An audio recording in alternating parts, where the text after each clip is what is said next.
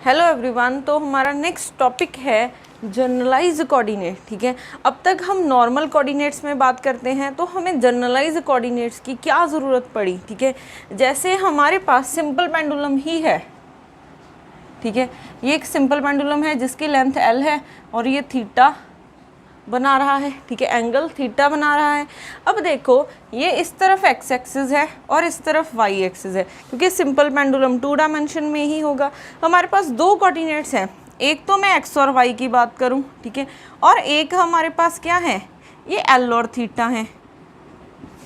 ठीक है, अगर हमने कुछ सिस्टम्स, ठीक है, कुछ सिस्टम्स हमारे पास ऐसे होते हैं जिनको अगर हम कार्टीजन कोऑर्डिनेट्स में देखने की कोशिश करेंगे तो वो बहुत कॉम्प्लिकेटेड लगेंगे, बट अगर आप इसको पोलर कोऑर्डिनेट्स में देखोगे तो आपको बहुत सिंपल लगेंगे। ठीक है, जैसे आर की वैल्यू यहाँ पे क्या होगी, आर एक्स की वैल्यू होगी are cos theta.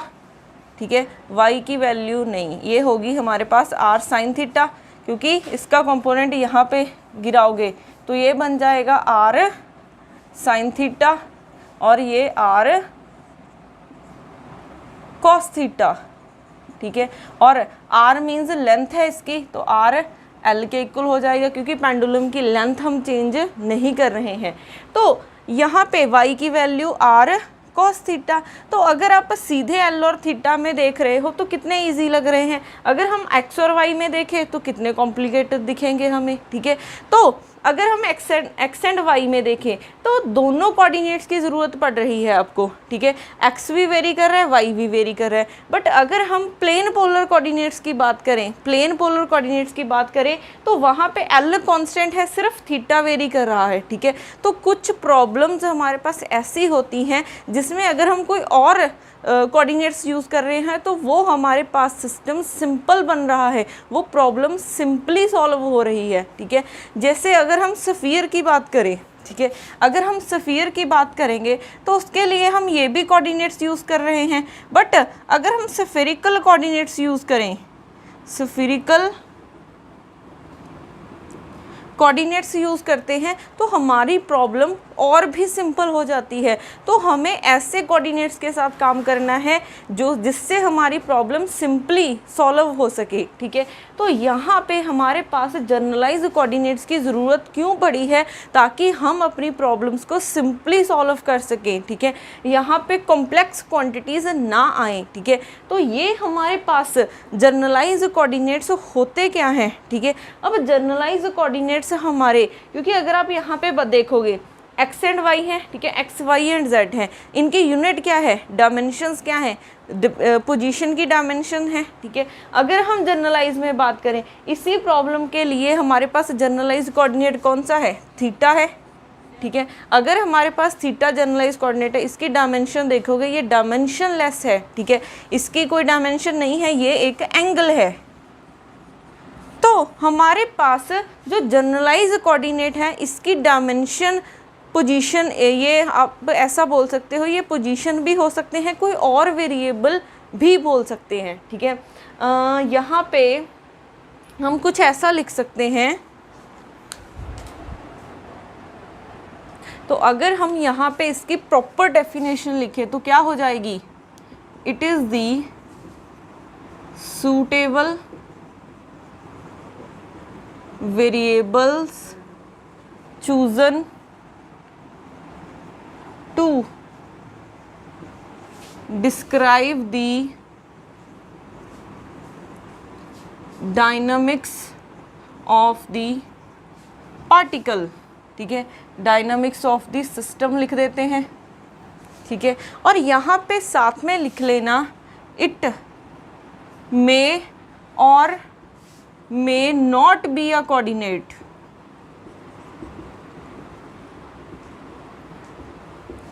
It may और may not be a coordinate, क्योंकि हमने यहाँ पे बोला है कि थीटा भी जनरलाइज कोऑर्डिनेट बन सकता है, तो थीटा कोई कोऑर्डिनेट नहीं है। ठीक है, तो ये बहुत इंपॉर्टेंट पॉइंट है, इस पे डायरेक्ट क्वेश्चन पूछ ले जाते हैं। ठीक है, अब उसके बाद अब हमें ये तो पता चल गया कि जनरलाइज कोऑर्डिनेट्स क्या होते हैं।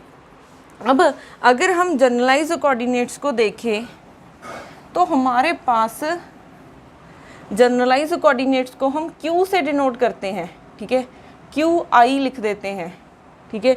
QIth मीन्स ये जितने मर्जी हो सकते हैं हमारे पास वेरिएबल्स को QIth क्या है, जनरलाइज कोऑर्डिनेट्स। ये एक भी हो सकता है, दो भी हो सकते हैं, तीन भी हो सकते हैं, अप टू सो ऑन, ठीक है। तो QI डॉट, ठीक है, जैसे हमारे पास सिंपल x कोऑर्डिनेट है तो वेलोसिटी क्या होगी, dx/dt, इसको हम x डॉट भी लिख सकते हैं। तो सिमिलरली ये क्या हो जाएगा, करली QI बाय करली t, ठीक है। Q का जर्नलाइज कोऑर्डिनेट का अगर टाइम के साथ डेरिवेटिव किया तो वो वेलोसिटी बन जाएगी, तो इसे क्या लिखेंगे, जर्नलाइज्ड वेलोसिटी, ठीक है। ये क्या है हमारे पास, जनरलाइज वेलोसिटी। अब उसके बाद अगर हम देखें ये दोनों, ठीक है, QI एंड QI डॉट, ये क्या होते हैं, इंडिपेंडेंट होते हैं।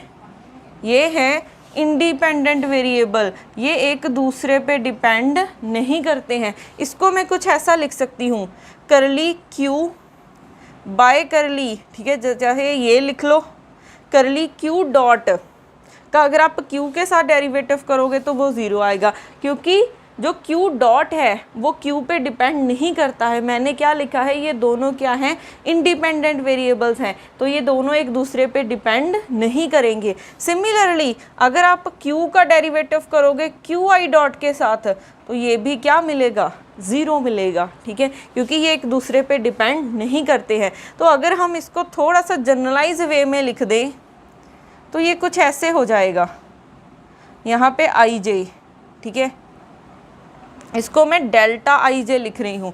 डेल्टा IJ क्या होता है, क्रोनोकर डेल्टा फंक्शन, इसकी प्रॉपर्टी क्या होती है, इसकी वैल्यू 1 होगी। कब 1 होगी, जब I और J इक्वल होंगे, जब I और J इक्वल होंगे। इसकी वैल्यू 0 होगी जब I और J not equal to J होगा। अगर तो ये इक्वल हैं, ठीक है, हमने यहाँ पे क्या लिख दिया है, अच्छा आप इसको थोड़ा सा ऐसे लिख सकते हो,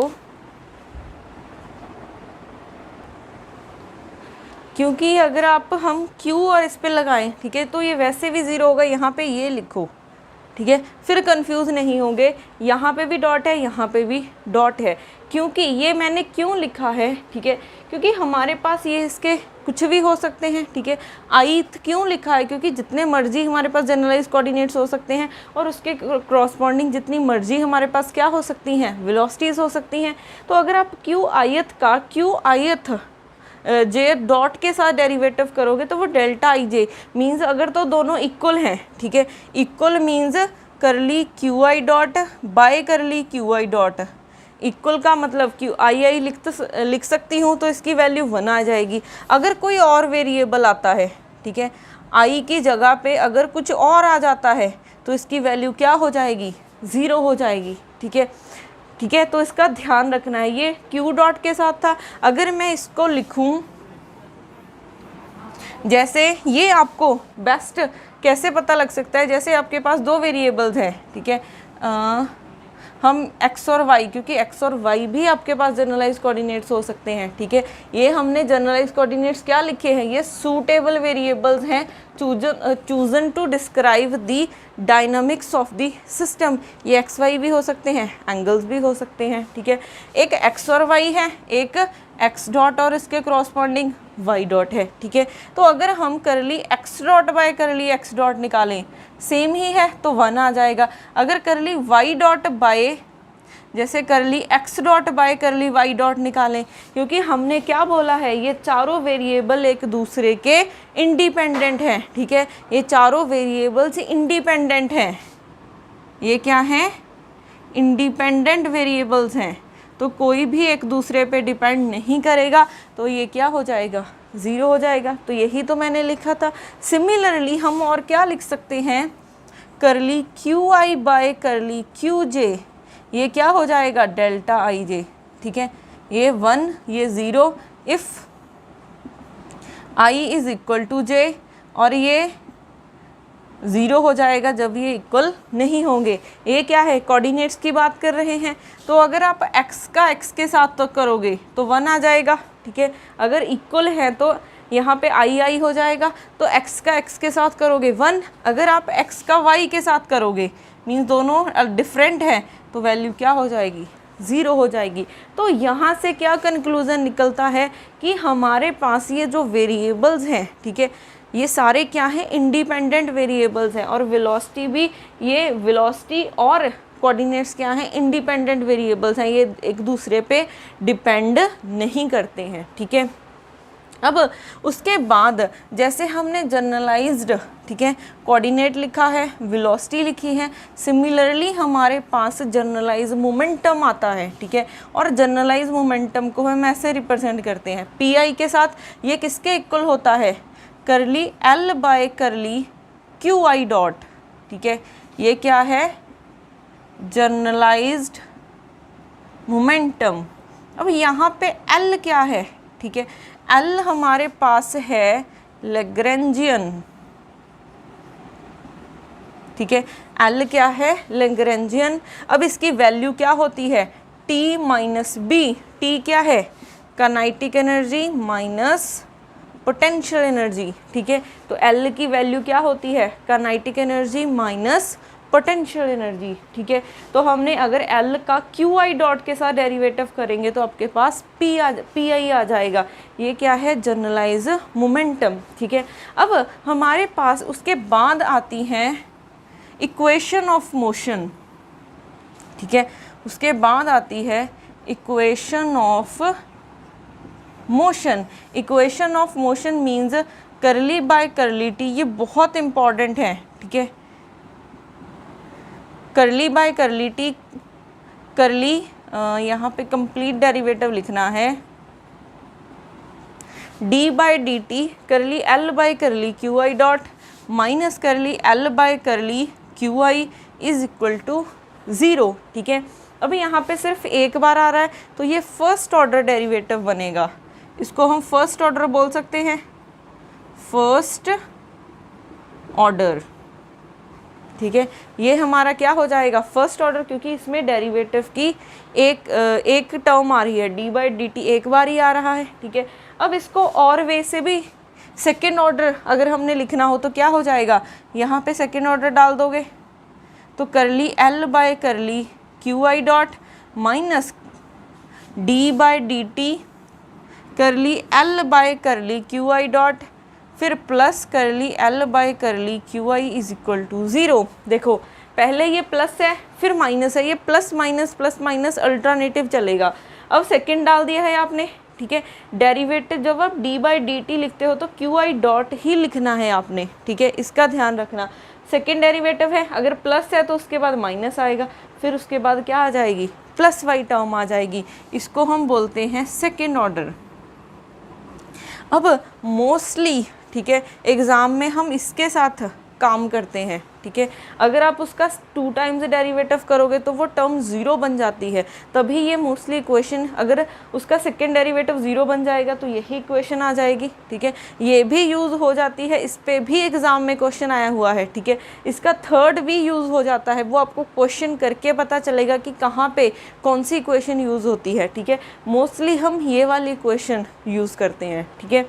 अब ये हमारे पास क्या है, इक्वेशन ऑफ मोशन, ये सिर्फ आयत कोऑर्डिनेट्स के लिए है, ठीक है। जैसे आपके पास फॉर एग्जांपल कि जैसे 2 जनरलाइज कोऑर्डिनेट्स हैं, ठीक है,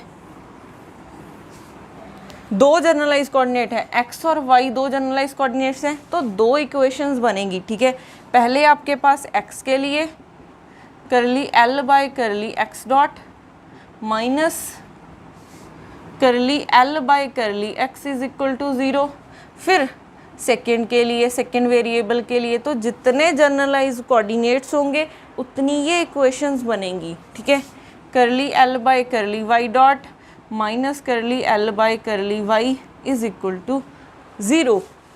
तो यहाँ पे साथ में लिख लेना कि जितने आपके पास जनरलाइज कोऑर्डिनेट्स होंगे उतने ही आपके पास इक्वेशन ऑफ मोशन बनेगी। ये बहुत इंपॉर्टेंट इक्वेशंस हैं, ठीक है।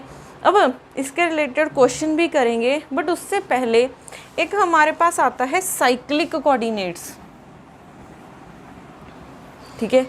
एक हमारे पास आते हैं साइक्लिक कोऑर्डिनेट्स। अब साइक्लिक कोऑर्डिनेट्स क्या होते हैं? साइक्लिक कोऑर्डिनेट्स मींस, ठीक है, जैसे एल है, ठीक है, मैं कुछ ऐसे लिख रही हूँ, एग्जांपल से समझाती हूँ। X dot square plus y dot square minus m g y, ठीक है। हमारे पास यहाँ पे दो जनरलाइज कोऑर्डिनेट्स हैं, एक एक्स और वाई, ठीक है। हमारे पास दो जनरलाइज कोऑर्डिनेट्स हैं, एक्स और वाई, टू जनरलाइज्ड कोऑर्डिनेट्स हैं, ठीक है। अगर x और y टू जनरलाइज कोऑर्डिनेट्स हैं, अब यहाँ पे अगर y है, ठीक है, तो y डॉट भी आ रहा है, ठीक है। अगर हम z x को देखें, x है, ठीक है, तो x डॉट है, बट यहाँ पे x डॉट तो है इक्वेशन में, L में x डॉट तो प्रेजेंट है, कहीं पे भी x प्रेजेंट नहीं है, ये आपके पास प्रेजेंट नहीं है। तो कहीं भी अगर आपके पास उस जनरलाइज कोऑर्डिनेट प्रेजेंट ना हो, बट उसका वेलोसिटी कंपोनेंट प्रेजेंट हो, ठीक है, वो जनरलाइज कोऑर्डिनेट प्रेजेंट ना हो बट उसका वेलोसिटी कंपोनेंट प्रेजेंट है, जैसे यहाँ पे x डॉट है, वेलोसिटी होती है x डॉट, तो x प्रेजेंट नहीं है, तो x हमारा क्या हो जाएगा? साइक्लिक कोऑर्डिनेट हो जाएगा, ठीक है। x हमारा साइक्लिक कोऑर्डिनेट हो जाएगा। तो हमारे पास अगर इसकी कंडीशन लिखें तो करली l बाय करली x करोगे वो क्या हो जाएगा?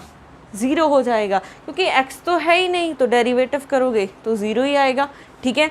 तो इसको अगर हम जनरलाइज लिखें तो करली l बाय करली QI किसके इक्वल हो जाएगा? 0 के। तो अगर ये कंडीशन सेटिस्फाई होती है, ठीक है, मींस अगर QI इसमें प्रेजेंट नहीं है बट उसका वेलोसिटी कंपोनेंट प्रेजेंट है, तो आपके पास ये आएगा। तो हमारे पास Q क्या हो जाएगा? एक साइक्लिक कोऑर्डिनेट्स है, ठीक है। अब ये साइक्लिक कोऑर्डिनेट की एडवांटेज क्या है? ठीक है, साइक्लिक कोऑर्डिनेट की एडवांटेज है हमारे पास, अब ये कंडीशन है, ठीक है। अगर हम यहाँ से देखें d by D T curly l by curly QI dot minus curly l by curly QI is equal to 0। अगर QI साइक्लिक है, अगर QI साइक्लिक है तो ये टर्म क्या हो गई? 0। तो d by D T curly l by curly QI dot is equal to 0। और हमने एक लिखा था जनरलाइज मोमेंटम, ठीक है, हमने यहाँ पे पहले लिखा था जनरलाइज मोमेंटम, ये किसके इक्वल लिखा था? करली l by curly QI dot, यही था। तो इतनी टर्म को हम PI लिख सकते हैं, तो ये PI है, ठीक है। अगर आप इसकी इंटीग्रेशन करोगे, क्योंकि PI का डेरिवेटिव क्या है? 0 है, ठीक है। अगर हम इसकी इंटीग्रेशन करोगे तो क्या बन जाएगा? ये कांस्टेंट आ जाएगा, ठीक है।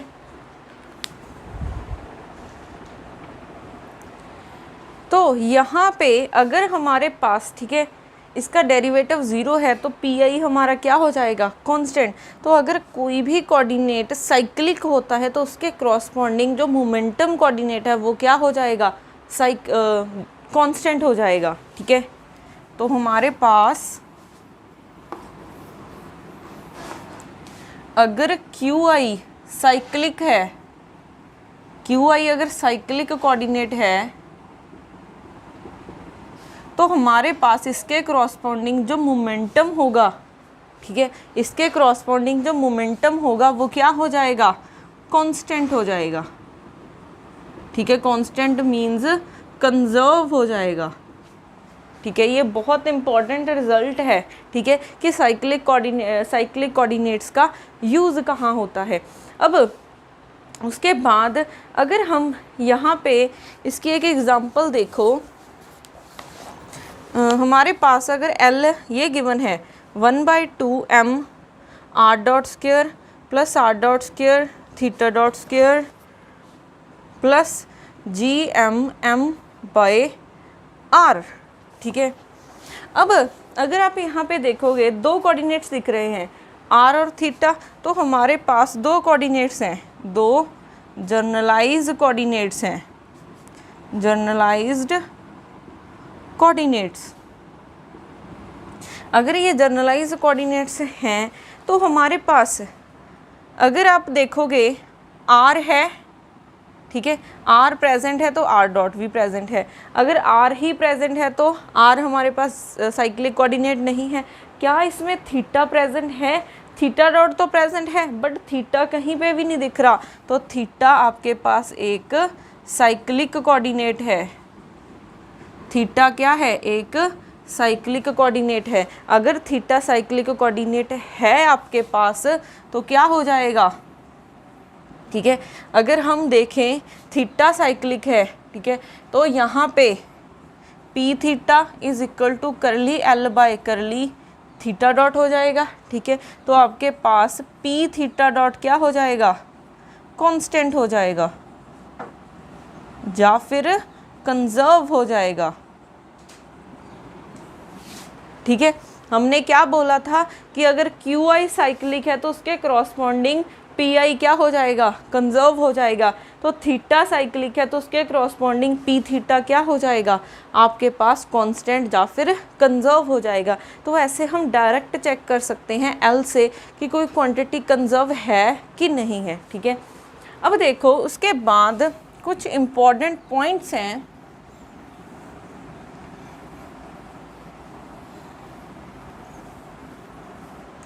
पॉइंट्स हमारे पास ये हैं कि अगर क्यू आई लीनियर कोऑर्डिनेट है, लीनियर कोऑर्डिनेट मीन्स जैसे एक्स वाई जेड इनमें से कोई है, ठीक है, तो क्यू आई डॉट आपके पास क्या होगी? लीनियर वेलोसिटी होगी।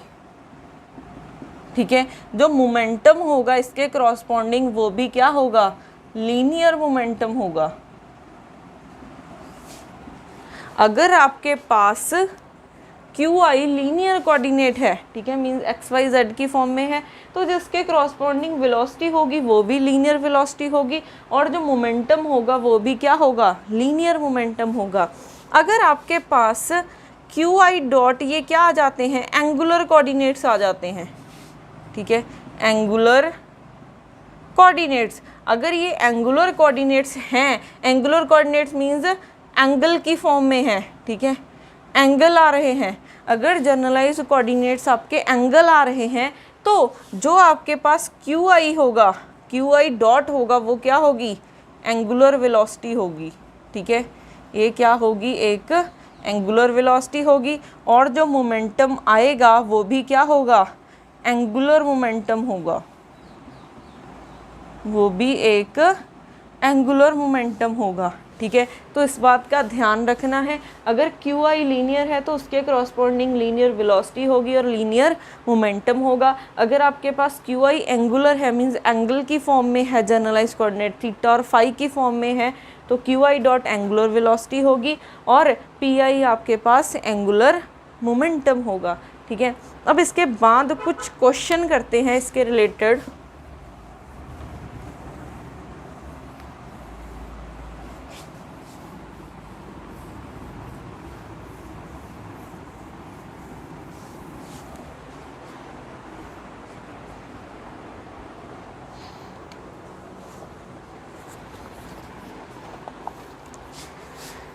जैसे हमारे पास क्वेश्चन है, the equation of motion of a system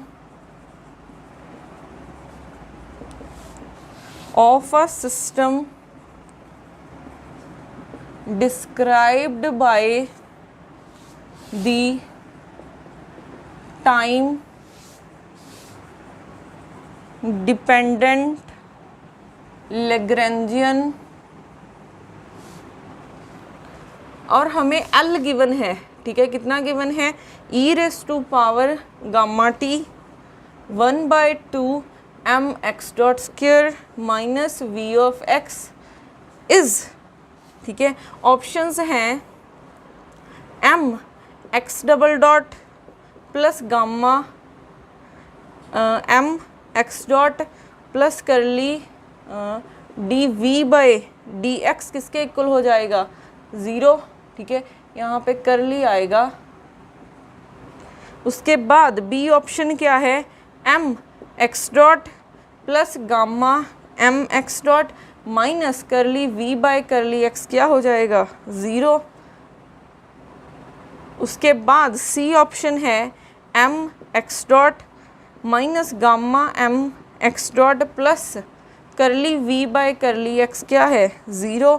D option है m x dot plus curly v by curly x is equal to 0, ठीक है। तो हमें यहाँ पे क्या फाइंड करना है, हमें इक्वेशन ऑफ मोशन फाइंड करनी है और हमें एल की वैल्यू गिवन है, ठीक है।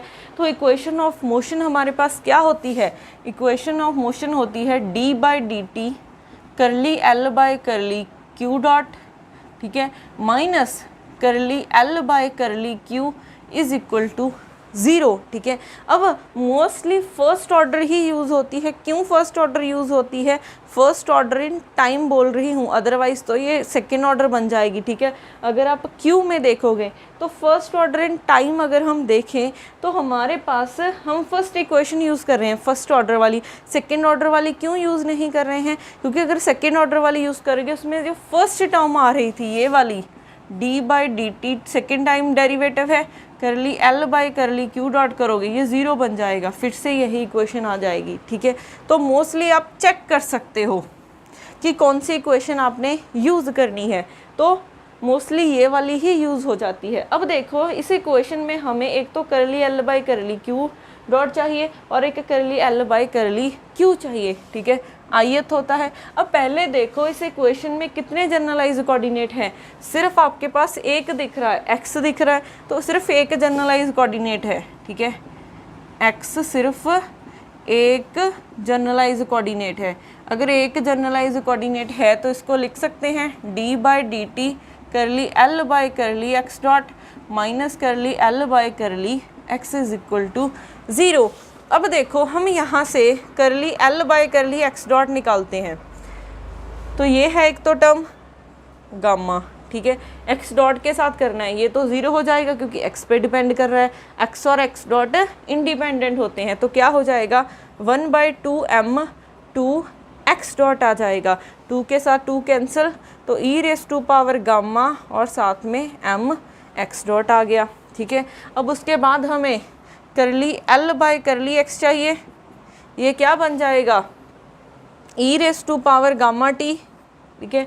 उसके बाद क्योंकि हम डेरिवेटिव एक्स डॉट के साथ कर रहे हैं, टाइम के साथ नहीं कर रहे हैं, तो ये एज अ कांस्टेंट माना जाएगा क्योंकि ये सारे क्या होते हैं, इंडिपेंडेंट होते हैं एक दूसरे के साथ, तो ये कांस्टेंट है, इसका डेरिवेटिव करोगे minus curly v by curly x हो जाएगा, ठीक है। वैल्यूज़ पुट कर देते हैं, डी बाई डी टी इसकी value E raise to power gamma T M x dot minus इसकी value E raise to power gamma T minus curly v by curly x is equal to 0, minus minus plus हो जाएगा। अब यहाँ से भी अच्छा m नहीं निकल रहा है ना, E raise to power gamma M x dot minus minus minus plus E raise to power gamma T curly v by curly x is equal to 0। अब हमें टाइम के साथ डेरिवेटिव करना है, तो अगर टाइम के साथ डेरिवेटिव करना है हमें, तो ये भी टाइम के साथ डिपेंड कर रही है, इसमें भी टाइम आ रहा है, बट m कांस्टेंट है, इसको तो हम बाहर निकाल सकते हैं, तो m यहाँ पे एक ये है फंक्शन टाइम का, एक ये है, तो पहले इसको एज इट इज़ रखा, इसका टाइम के साथ डेरिवेटिव करोगे तो डबल डॉट आ जाएगा, ठीक है, प्लस एक्स डॉट को ऐसे ही रखा, इसका करोगे E raise to power gamma T, फिर गामा आ जाएगा साथ में, ठीक है, plus E raise to power gamma T curly v by curly x is equal to 0। यहाँ से E raise to power gamma T E raise to power gamma T common आ रहा है, m X dot plus X dot gamma है, ठीक है, ये बाहर निकाल लिया। फिर यहाँ से भी आ रहा है curly v by curly x is equal to 0। अब ये फैक्टर तो 0 नहीं हो सकता, तो इस फैक्टर को ही 0 होना पड़ेगा, ठीक है। तो यहाँ से m x double dot plus x dot plus करली v बाई करली x क्या हो जाएगा, 0 हो जाएगा। तो हमारे पास ये आ गया है आंसर। तो ये किसके साथ मैच कर रहा है? अच्छा, यहाँ पे देखो ये m इस फैक्टर के साथ मल्टीप्लाई था, तो अगर m यहाँ पे है तो यहाँ पे भी आएगा, ठीक है। तो ये फर्स्ट इक्वेशन के साथ मैच कर रहा है, ठीक है। तो हमारा ये आंसर हो जाएगा। तो ऐसे हम निकालते हैं इक्वेशन ऑफ मोशन।